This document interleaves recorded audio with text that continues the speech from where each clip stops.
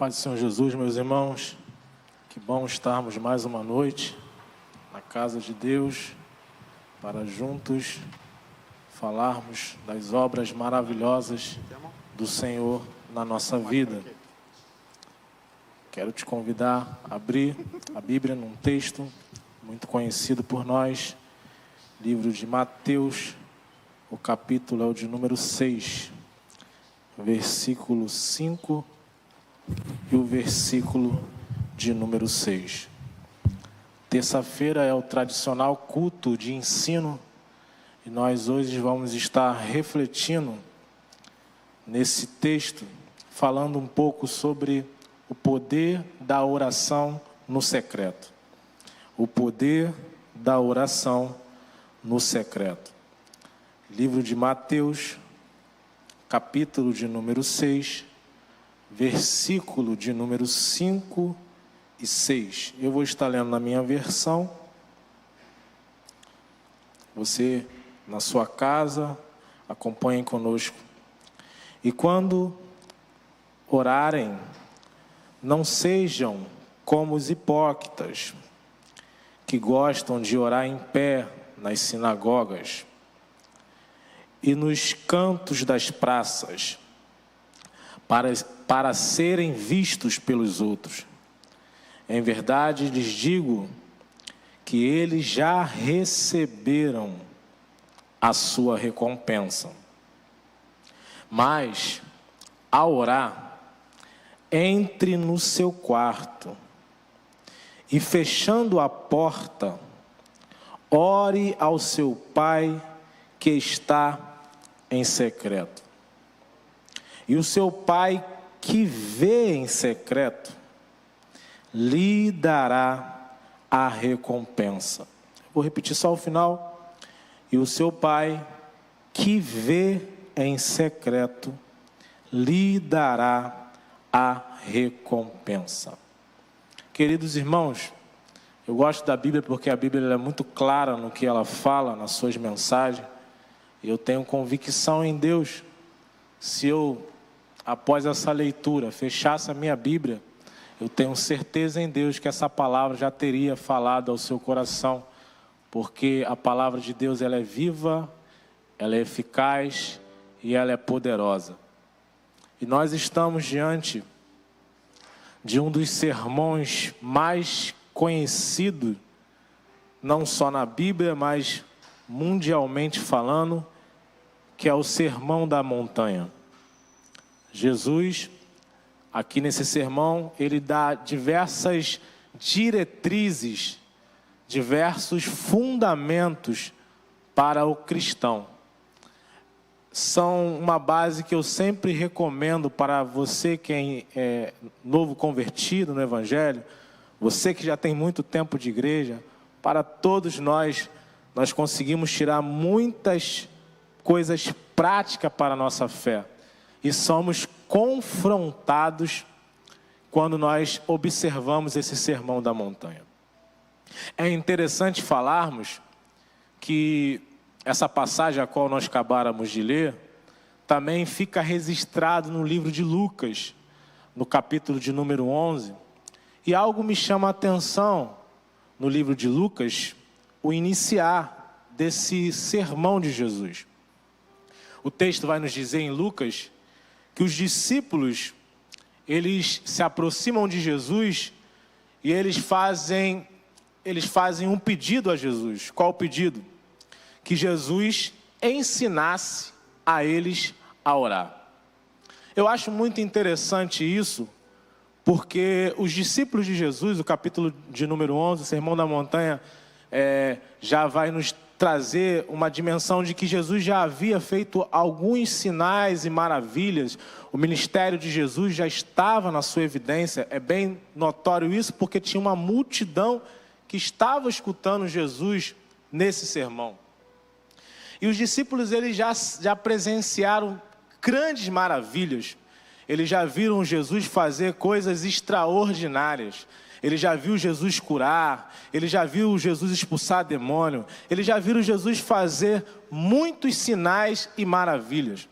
E o texto do capítulo de número 11, do versículo de número 1 de Lucas, vai nos dizer que mesmo esses discípulos, tendo visto Jesus fazer diversas maravilhas, eles não pedem a Jesus para ensiná-los a fazer sinais e maravilhas.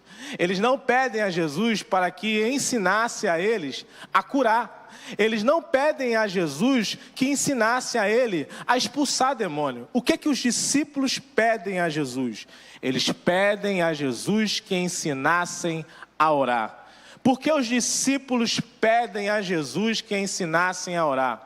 Os discípulos percebem através do exemplo de Jesus que tudo que Jesus ia fazer, todo sermão, toda decisão, toda palavra, todo ensino, toda cura, todos os dias que os discípulos estavam com Jesus, eles viam Jesus orando. Eles viam Jesus buscando a face de Deus. Mesmo ele sendo um filho de Deus, a Bíblia nos deixa bem claro que em diversas feitas Jesus não se absteve de orar. E os discípulos observam isso e entendem que o que Jesus fazia adivinha de ter uma vida de oração. Os discípulos compreendem que o que eles precisam para fazer sinais e maravilha é orar. Então, eles pedem para Jesus que ensinasse a eles a orar. Agora, redobre a sua atenção e preste atenção nisso, que isso é muito importante. É interessante que esses discípulos estão pedindo para que Jesus ensinasse a orar, e nós vamos aqui, nesse tempo que nós temos para explanar a palavra, falarmos um pouco dessa importância, desse ensino de Jesus a respeito da oração. Vamos tirar algumas coisas importantes, valiosas para a nossa vida prática. Mas perceba que os discípulos se preocupam em pedir que Jesus ensinasse, que eles dessem as instruções corretas para que eles orassem, da forma que convinha. Mas quando nós vamos decorrer no caminhar, no percurso dos discípulos, nós vamos perceber que os discípulos, na hora de colocar isso em prática, deixaram a desejar. É bem verdade, resumidamente, para nós não perdermos tempo nessa introdução, é bem verdade que logo no finalzinho do ministério de Jesus, Jesus já estava naquela agonia, no Getsêmani. Você lembra dessa história, dessa passagem, em que Jesus chama os seus discípulos para orar. E o que os discípulos estão fazendo? Por 3 vezes Jesus fala com os discípulos e os discípulos estão dormindo. Jesus por 3 vezes chama a atenção dos discípulos e os discípulos estavam dormindo. E fica claro qual o motivo que levou os discípulos se afastarem de Jesus na hora que ele mais precisou. Fica claro o motivo de por que Pedro nega Jesus. Fica claro o motivo por que Pedro, quando os soldados se aproximam de Jesus para levarem Jesus para o momento que ele iria padecer por todos nós, que Pedro puxa a espada e corta a orelha. Fica claro, o que fica claro? Que estava faltando oração na vida dos teus discípulos. Então preste atenção em uma coisa que é fundamental para nós nessa noite. Que não é só importante pedirmos a Deus que nos ensine como devemos orar, que não é só importante sabermos que temos que orar, mas mais importante do que sabermos é praticarmos a oração, para que quando nós formos colocados à prova, possamos ser aprovados pelo Senhor. Porque os discípulos foram reprovados porque sabiam como orar, mas não praticavam a oração. E muitas das vezes nós somos reprovados não porque não sabemos, mas porque não colocamos em prática. Faz-me lembrar, muitas das vezes, um exemplo clássico disso, talvez você seja que nem eu, que tem preguiça às vezes de ler aquele manual, né? Você compra um equipamento novo e quando chega aquele equipamento novo, a primeira coisa que você faz, você não lê o manual, você futica o aparelho ou o que seja para tentar descobrir a forma correta de usar.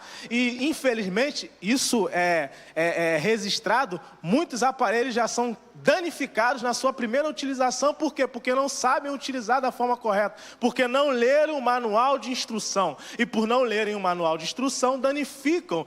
Por não ler o manual de instrução, acaba prejudicando, acabam tendo um prejuízo. E nós, queridos irmãos, temos em nossas mãos o maior manual que traz todos os ensinos para a nossa fé cristã. Esse manual se chama a Palavra de Deus. Então deixa eu já liberar uma palavra na sua vida. Você quer tomar as decisões certas, você quer parar de ficar batendo cabeça aí nessa vida, você quer parar de ver as coisas dando errada, comece a olhar o manual de instrução, que é a Palavra de Deus, para você tomar a direção correta. Comece a pedir em oração discernimento ao Senhor, para que você possa ter sucesso, para que você possa ser bem sucedido, para que você não venha ter as falhas que os discípulos tiveram, de saberem, mas não fazerem.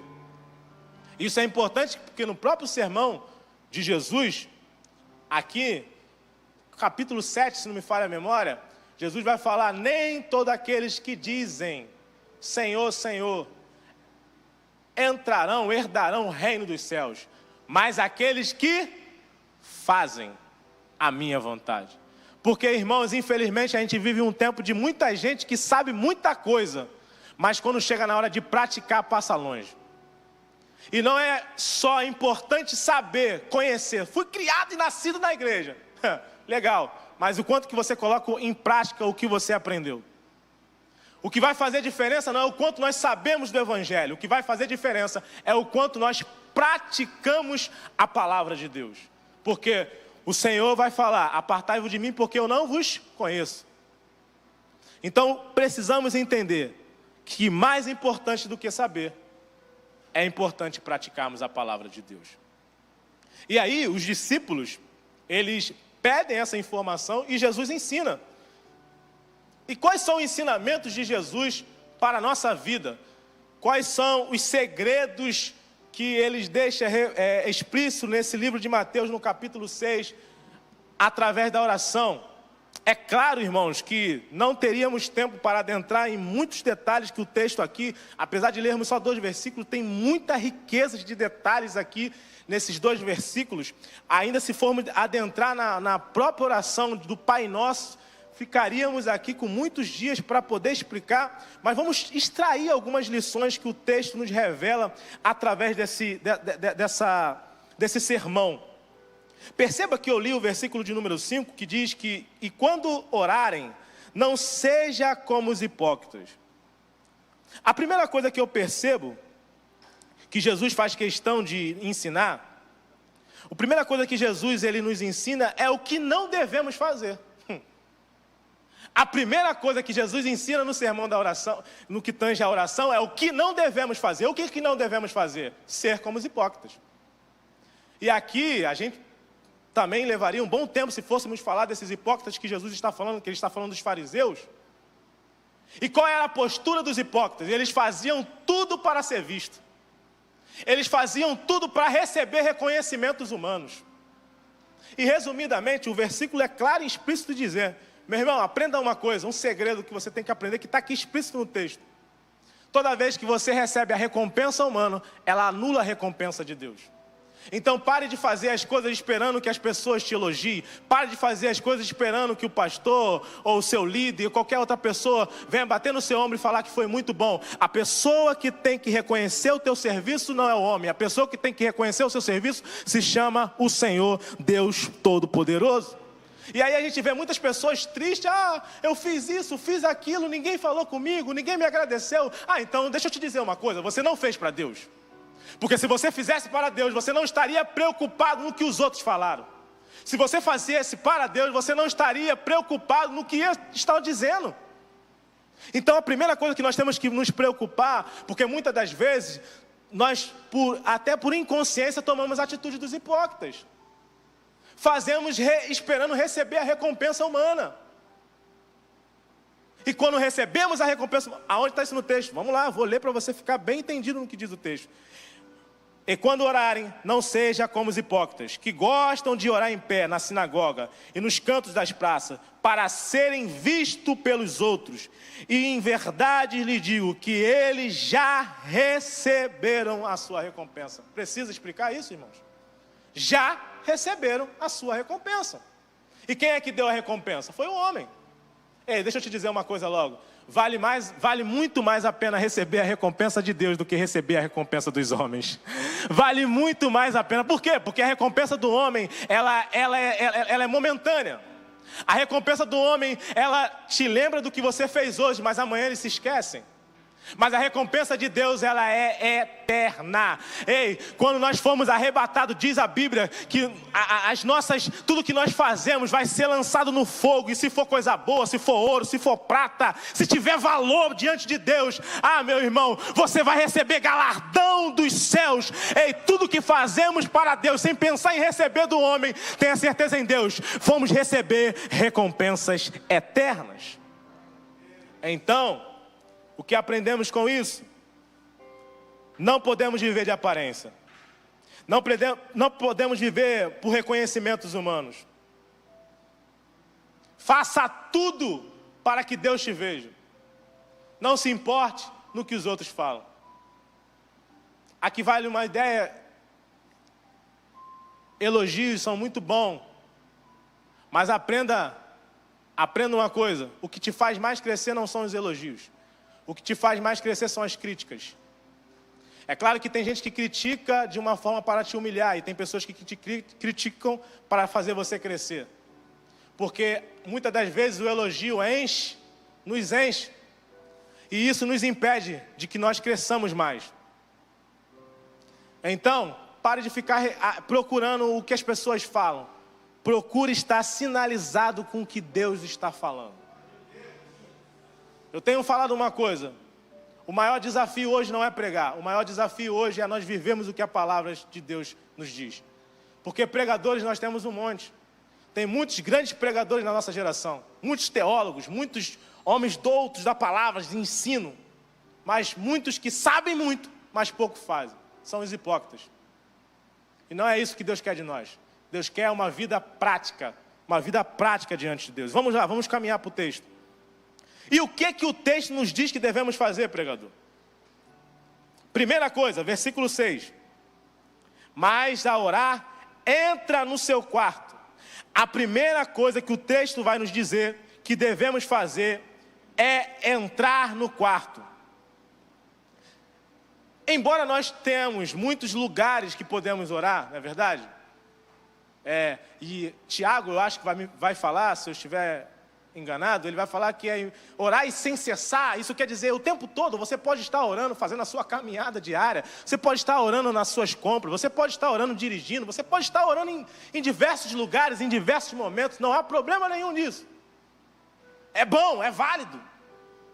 Mas Jesus, quando ele dá um ensino no Sermão da Montanha, que os discípulos perguntam como se deve orar, Jesus faz questão de dizer que o melhor lugar para se orar, não é que os outros não possam ser feitos, mas o melhor lugar para se orar é onde?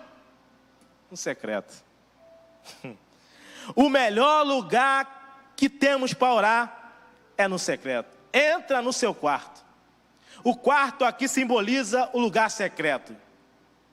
Jesus deu uma ênfase nesse lugar. O lugar que nós mais precisamos orar, irmãos, é no secreto. Ora na sua caminhada, eu gosto, também faço. Ora no mercado, muito bom. Ora na igreja, muito bom. Ora em todos os lugares, mas não se esqueça que a lição que Jesus mais nos ensinou, aonde devemos orar, é no secreto. Isso não anula as outras orações, mas faz nós entendermos. Você vai perceber no decorrer do texto que tem uma essência muito grande nesse secreto que o autor vai falar, o próprio Jesus. Então, entra no secreto. E nesse período, meus irmãos, que nós estamos vivendo, de dificuldade, né, de que muitos, infelizmente, devido estarem nesse quadro de grupo de risco, em que o correto é você ficar em casa, sim, deixa eu te dizer uma coisa, você não está sendo prejudicado diante de Deus por não vir na igreja. Você não está sendo prejudicado. Por quê? Porque você ainda tem o melhor lugar para se orar. Onde que é? No teu quarto, no teu secreto. Você tem o melhor lugar para orar, e o melhor lugar se chama o secreto. Volto a dizer e faço menção disso para você não me interpretar errado. Não estou anulando os outros lugares, todos os lugares são bons, mas Jesus dá destaque aqui no secreto. Por que Jesus dá destaque no secreto? Porque se você é alguém que só ora em público, você é um hipócrita. Você é alguém que só consegue orar quando as pessoas estão vendo, você é hipócrita. Você precisa entender que oração tem que ser também aonde ninguém está vendo. Quer orar? No público? Amém, glória a Deus. Mas ore também no secreto. Quer falar em línguas em público? Glória a Deus, fale. Mas fale em línguas também no secreto. Quer chorar em público? Chore em público, mas também chore no secreto. Nós precisamos entender que não existe dualismo. Não tem como viver duas vidas. Uma vida no secreto de uma forma e uma vida em público de outra forma. O que você é em público, você precisa ser no secreto. O que você é no secreto, você precisa se manifestar em público. É isso que ele está nos dizendo. Precisamos entender isso, irmãos. Precisamos entender isso. Porque nós, às vezes, irmãos, escute isso, nós tratamos Deus, às vezes, como alguém que não é onisciente, onipotente, onipresente. A gente acha que Deus é criança e não sabe quem nós somos. Ele sonda os corações. O salmista vai dizer que há um coração quebrantado e contrito, Deus não despreza. Deus está atento aos nossos corações, não às nossas performances. Deus não está olhando as nossas performances nas plataformas, mas as nossas performances no secreto, aonde ninguém está vendo. É aí que revela quem você realmente é diante de Deus. Desculpe que eu não vim aqui entregar a chave, mas eu vim aqui trazer a palavra de Deus para nossas vidas. E a palavra de Deus é essa. A importância da oração no secreto. Vamos caminhar. O texto vai dizer também, olha só, mas a orar, entra no seu quarto, fechada a porta. Olha que interessante, fechada a porta. O que significa isso, fechada a porta? Mas à frente a gente vai falar que no secreto, quem é que está lá no secreto? Deus. E ele vai dizer, fecha a porta. Olha que interessante. Quando você fecha a porta, você está saindo de um cômodo para o outro. Você está saindo de uma situação para outra. Quando você fecha a porta, você está fechando a porta para o mundo. E você está abrindo a porta dos céus sobre a sua vida. Quando você fecha a porta, você está simbolizando fechar a porta da dúvida. E aí Deus vai abrir a porta da certeza. Quando você fecha a porta, está simbolizando que você está fechando a porta da impossibilidade. E aí Deus vai abrir a porta da possibilidade. Quando você fecha a porta, está simbolizando que você está fechando a porta da incredulidade. E aí Deus vai abrir a porta do milagre sobre a sua vida. Fecha a porta. Mas, Maico, no meu quarto não tem nem porta. Fica tranquilo, isso é simbólico. O importante que ele está querendo dizer é desligarmos desse mundo e nos ligarmos com ele. Entra no seu quarto, fecha a porta e a porta do céu vai ser aberta sobre a sua vida. Oh, aleluia. Oh, louvado seja o nome do Senhor Jesus Cristo. Aí ele vai dizer, oras ao teu pai. E aí ele vai falar sobre orar sobre o seu pai. E aí a gente poderia até adentrar no versículo 9 em seguida, que ele vai dar algumas lições muito importantes, muito valiosas sobre a questão da oração. Pai nosso que está no céu, e é interessante isso aí, rapidamente eu não vou adentrar aqui porque nós não teríamos tempo, mas ele fala, Pai nosso, perceba que o Pai não é só seu. Não existe individualismo na igreja, ou melhor, não deveria existir. O Pai é nosso, O pão é nosso, mas a dívida também é nossa. A gente gosta do Pai, a gente gosta do pão, mas a gente esquece às vezes da dívida que temos que pagar. Perdoa as nossas dívidas. Aí, meu irmão, aí ele vem. Eu falei que é confrontador o Sermão da Montanha. Assim como nós perdoamos a quem... Irmãos, outra chave na mensagem aqui. É impossível orarmos sem termos ligação com o nosso próximo. É impossível orarmos sem termos comunhão com o nosso irmão. Oração, se você ler e parar e analisar, você vai perceber que a oração exige comunhão para com o nosso próximo. E tem uma coisa que eu costumo dizer e falar, que é impossível se aproximar de Deus se afastando do nosso irmão. Ele deixa claro isso no texto. Comunhão. Ei, quando você orar, ore pelo seu próximo. Ore pelas pessoas que estão, não só seus familiares, mas todo esse mundo, essa nação está necessitada de oração, irmãos. E a palavra que a gente está falando aqui é da oração, do poder da oração. É Jesus que está ensinando isso. Há poder na oração, irmãos. Há poder na oração. Nós precisamos, como igreja, crer nisso. Nós estávamos aqui cantando, creio que tu és a cura. É outra coisa que eu costumo dizer. Nós temos costume de cantarmos algumas canções, mas não pensarmos, meditarmos no que nós estamos cantando. Creio que tu és a cura. Nada é impossível para Deus. Será que você canta isso crendo no que você está dizendo? Nada é impossível. A oração tem poder, meu irmão. A oração tem poder. Nós fizemos uma live foi eu e meu irmão, fizemos uma live falando sobre oração, lá em Filipenses, no capítulo de número 4, versículo 6. Sabe, e nós fomos muito abençoados, impactados nessa live, porque nós entendemos que, se você for lá, depois você lê, Filipenses 4, 6, vai falar que o apóstolo Paulo vai falar sobre quem está vivendo na ansiedade, sabe? Que é o que nós mais vivenciamos no nosso tempo. E aí ele vai dar a receita para você conseguir, o remédio para você conseguir vencer a ansiedade. Qual é o remédio? Oração. Oração. E aí eu fiquei analisando isso. Isso é extraordinário. Sabe por quê, meu irmão? Não desmerecendo a psicologia, porque isso é uma área que eu gosto. Costumo sempre estar lendo autores como Augusto Cury, né? Mas se você for perceber, no tratamento da psicologia, qual é a principal coisa que a pessoa faz quando ele vai no psicólogo? Fala. O psicólogo pouco fala, ele mais ouve. Quem fala é a pessoa. Por quê? Porque o falar é um tratamento. Tu já viu as pessoas falando? A gente se pegou ontem numa situação de uma pessoa que estava passando por uma situação que falou isso pra gente. Ela ligou, a gente ligou para ela estava falando isso. Eu precisava falar, eu não estava aguentando. Eu precisava falar, por quê? Porque está lá dentro, está te corroendo. Eu precisava falar. Ei, a melhor pessoa para te ouvir, meu irmão, se chama Jesus.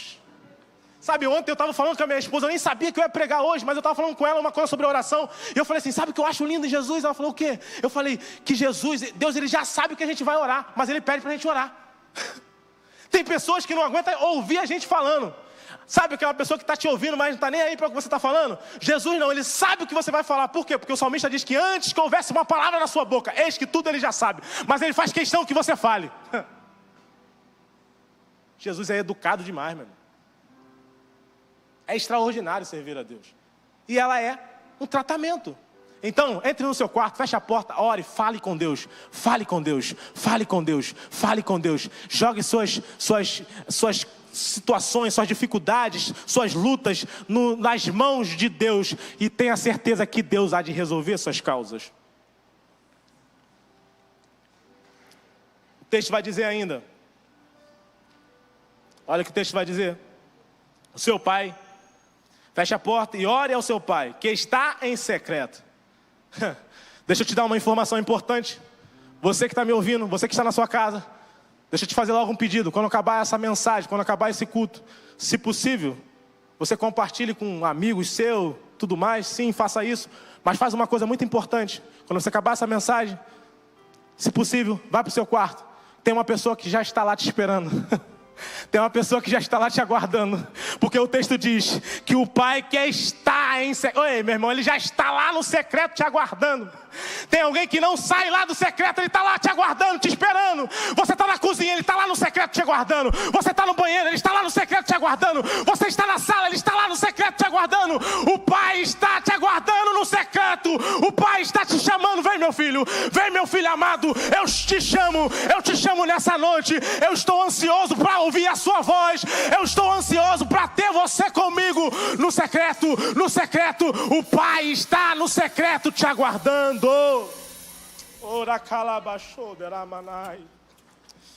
Ele está no secreto. Ele está no secreto te aguardando. Ele sempre está no secreto. Eu acho lindo também que o texto vai dizer que a gente poderia entrar, mas eu vou ganhar tempo. Mas o texto fala que não diz que Ele ouve, mas diz que Ele vê. O Pai que vê no secreto. Agora olha que interessante, para a gente finalizar, que o tempo já foi. O texto vai dizer, final do versículo: o Pai que vê em secreto lhe dará a recompensa. Sabe o que eu acho interessante aqui nesse versículo? É que o texto vai falar que Ele lhe dará a recompensa. O texto não vai dizer que Ele vai te recompensar pelo aquilo que você pede, mas o texto diz e te dá uma certeza, que Ele lhe dará a recompensa. O que significa isso? Por favor, se você não aprendeu nada, pegue isso para a sua vida. Toda vez que você entrar no seu quarto, no secreto, tem recompensa de Deus sobre a sua vida. Toda vez que... o texto é claro, toda vez que você entrar no secreto, o Pai te recompensará. Toda vez que você adentrar no seu quarto, tem recompensa de Deus. Sabe qual é o problema? É que a gente quer materializar. Não, Michael, eu estou pedindo sobre isso e Deus não respondeu. Meu irmão, Deus não responde da forma que a gente pensa. Talvez Deus não respondeu essa oração, mas Deus vai fazer algo extraordinário lá na frente da sua vida. Talvez Deus não está fazendo o que você pensava, o que você queria, mas Deus já está fazendo coisas sobrenaturais. O Pai sempre recompensa as suas orações. Enquanto você ora, o Pai está te recompensando. Enquanto você ora, o Pai está te recompensando. Creia nessa palavra, que o Pai está te recompensando. Creia nessa palavra, que o Pai que te vê no secreto, toda vez que você entra, o Pai te vê no secreto. Oh, aleluia! É marcada por conquistas. Glória. Minha arma foi a fé. Sim, Jesus. Minha esperança é regada por lembranças que o tempo não levou. Mas parece que um furacão me alcançou. Creia nessa canção, creia nessa palavra. Deus, eu não pude imaginar. Oh, aleluia. Perdi meu chão. Olha como chora meu coração.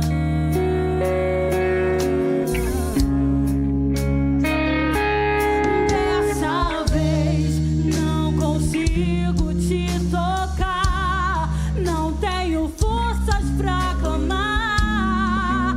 Confesso, já tentei. Dessa vez eu entrei Ei, meu irmão, no quarto e presta atenção nisso. abri a porta. A resposta se chama a oração no secreto para o seu milagre. Diga: pois tu és um Deus que me vê no oculto. Tu és um Deus. Deus que me vê no secreto. Tu és o Deus que me vê quando o homem não me vê. Eu não estou só. Eu não. Vamos cantar mais uma vez. Tu és o Deus, tu és o Deus. Tu és o Deus que me vê no oculto. Deus está te vendo nesse teu secreto. Deus está te vendo nessa situação. Deus está te vendo. Deus está te vendo. Oh, aleluia. Tu és o Deus que me vê quando o homem não me vê. Não estou só.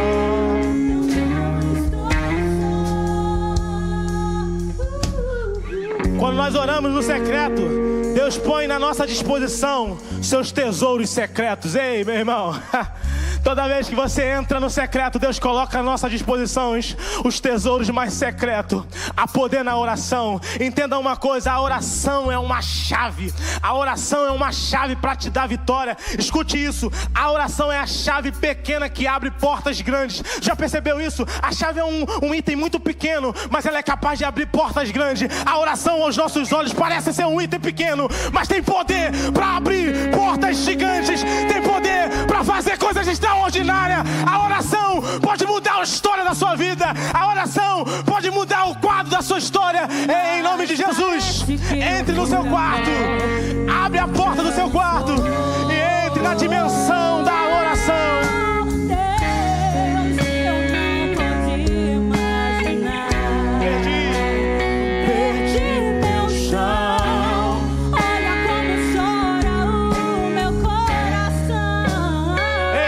Sua casa, erga suas mãos e adore ao Senhor, vai. Dessa vez eu não consigo, Senhor. Não tenho forças pra clamar. Confesso. Já tentei. Dessa vez eu entrei no quarto e tranquei a porta. Só tu podes me encontrar. Pois tu és um Deus que me vê no oculto. Tu és um Deus que me vê no secreto. Tu és um Deus que me vê onde o homem não me vê. Eu não estou só. Eu não estou só. Tu és o Deus que me vê. Sim, tu és o Deus que me vê no secreto. Tu és o Deus que me vê onde o homem não me vê. Eu não estou só. Não estou só. Permita-me orar pela sua vida, pelo término desse culto. E creia em Deus, meu irmão, creia em Deus. Que Deus já está aí na tua casa, no teu quarto, no teu secreto. Ah, meu irmão, esse é o tempo de buscarmos a Deus na intimidade. Esse é o tempo de buscarmos a Deus, sabe, aonde ninguém está vendo. Vai, faça isso nesse dia. Pai, nós estamos aqui na tua presença, Senhor. Nós estamos diante de ti, Pai. A tua palavra, Senhor, a tua palavra, ela foi ministrada neste lugar, Senhor. E nós cremos no poder da oração, nós cremos no poder da tua palavra, Senhor. A tua palavra nos dá, Senhor, legalidade para dizer que tu estás lá na casa dos teus filhos que estão nos ouvindo.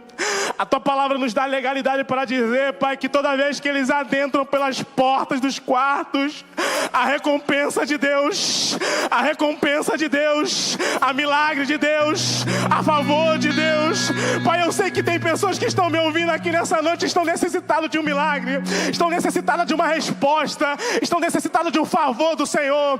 Pai, o Senhor está dando, Senhor, a receita nessa noite. E nós te pedimos, Pai, que no nome de Jesus, coisas extraordinárias, coisas sobrenaturais, coisas poderosas possam acontecer na casa dos teus filhos do Ministério Boas Novas, na casa dos teus filhos, Senhor, de todas as igrejas, de todo o país, de todo o mundo. Pai, no nome de Jesus, nós cremos no Deus do secreto, nós cremos no Deus das causas impossíveis, nós cremos no Deus das horas mais difíceis, nós cremos no Deus que nós servimos. Pai, nós, como ministros da tua casa, liberamos essa palavra, Senhor, sobre a vida dos teus filhos, sobre a vida da tua igreja, no nome de Jesus.